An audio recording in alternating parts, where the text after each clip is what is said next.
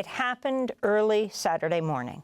One of the first strikes of the U.S.-Israeli attack on Iran hit a girls' school in Minab in southern Iran. The death toll is now at least 175, most of them primary school girls.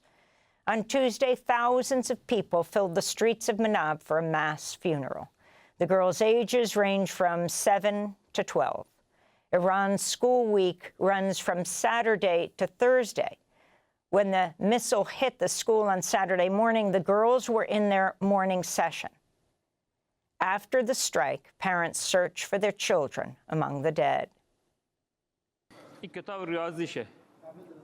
This is her math book, Mohana Sari, first grade.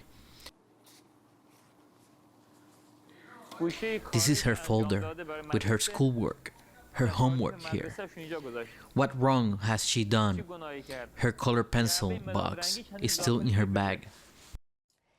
While Iran blamed Israel for the attack, neither Israel nor the United States has taken responsibility for the bombing. On Tuesday, the United Nations Human Rights Office urged the forces behind the attack on the girls' school to investigate. In Iran, the Iran Red Crescent Society reports put the death toll at 787. In the single deadliest and devastating incident, dozens of girls were reportedly killed and injured when their primary school in Minab, in the south of the country, was struck during the school day. The High Commissioner calls for a prompt, impartial, and thorough investigation into the circumstances of the attack. The onus is on the forces that carried out the attack to investigate it.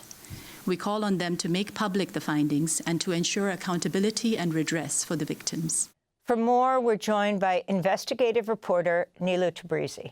She's worked extensively with open-source material to report on Iran for The Washington Post and The New York Times. She's been tracking what she calls the information wars online over the school bombing.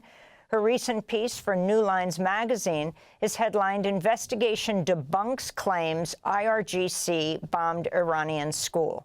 She joins us now in studio. Welcome back to Democracy Now!, Nilo. Explain exactly what you understand took place. And it's really hard right now with the internet almost totally turned off in Iran. Yeah, absolutely. So right now, we're not necessarily able to get in touch with eyewitnesses or, friends and families of the young girls who were killed, but we were able to verify the video. So there was one video that I saw probably around 6:30 a.m. Eastern time on Saturday, and I was able to verify that and know that the video that we saw that showed at least, half of the structure was hit, 2 stories were torn down. The scene was really graphic. I saw things like a small child's hand in the rubble, bloodstained backpacks, homework scattered everywhere. And so when I see scenes like that, it's important to verify and know that it's from the current moment. So I was able to do that. And then once I found the locations of the school itself, just being able to map, some of the features we saw in the video with satellite imagery, I wanted to understand what was around there. Minab is a small town in the southern Hormozgan province. I was trying to understand why the school was struck.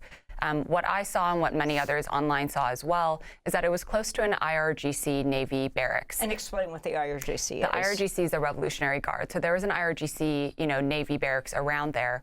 And I wanted to, understand, is this an issue of wrong targeting? Once I looked at satellite imagery, it was clear that for years ago, it used to be part of, it looked like it was very close to the base, part of the base.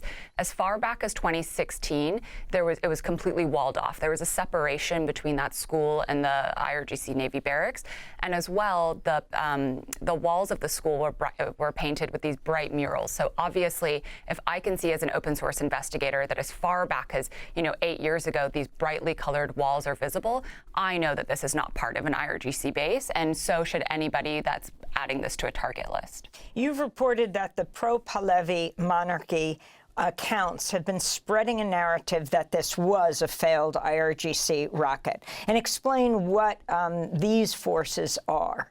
Yes, so right now there's, I think people are trying to co-opt a narrative or, put forth what's happening that feels convenient to the story that they want to push and the goals that they have. And right now it seems that any reporting on civilian casualties becomes a flashpoint. And there was one quite prominent user on X that tweeted out and said that actually the Iranian state already took responsibility for the strike. So we started to look at that claim.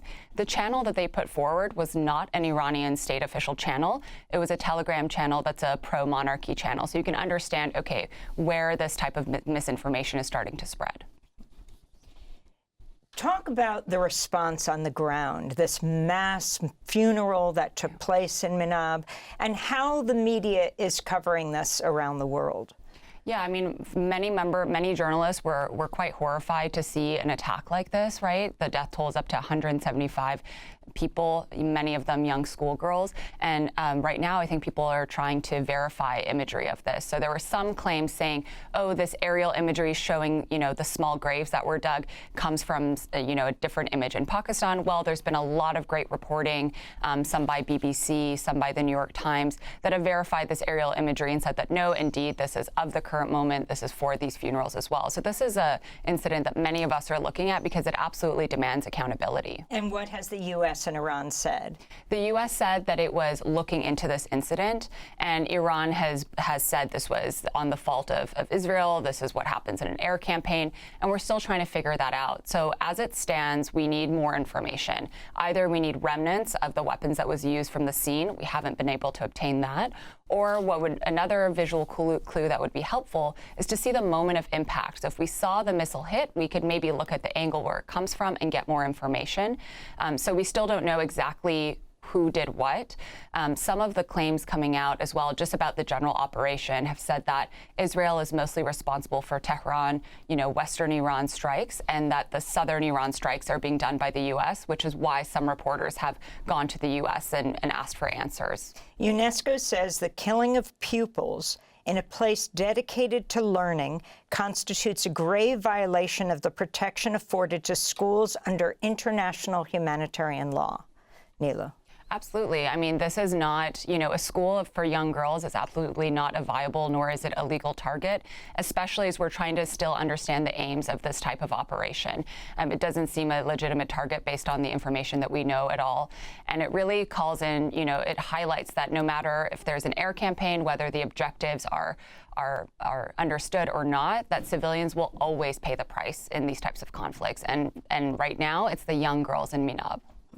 I want to thank you, Nilo, for being with us and ask you a final question. What most surprised you about this horrific attack?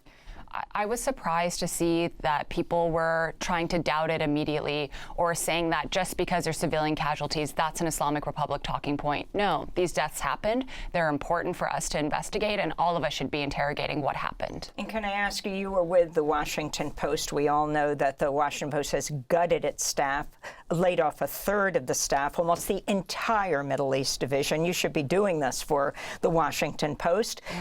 So what's happening without coverage? Yeah, I mean, I would love to continue reporting this for the Post. That's not what's happening right now. I'm seeing my colleagues that I deeply respect that are still there scrambling and trying to cover this important moment, but they're not getting voices from inside Iran. And understandably, connectivity is really difficult right now. That's why you need reporters like myself, like my colleague Yegane, who is the bureau chief for Iran based in Turkey. That's why this reporting is deeply important in this moment. Well, thank you for doing it. Nilo Tabrizy, author, investigative journalist, who's worked extensively with open source material to report on Iran for the Washington Post and the New York Times. Her recent piece for New Lines magazine, and we will link to it, is titled "Investigation Debunks Claims IRGC Bombed Iranian School." We'll link to it at democracynow.org. Thanks for watching Democracy Now! On YouTube. Subscribe to the channel and turn on notifications to make sure you never miss a video. And for more of our audience-supported journalism, go to democracynow.org, where you can download our news app, sign up for our newsletter, subscribe to the daily podcast, and so much more.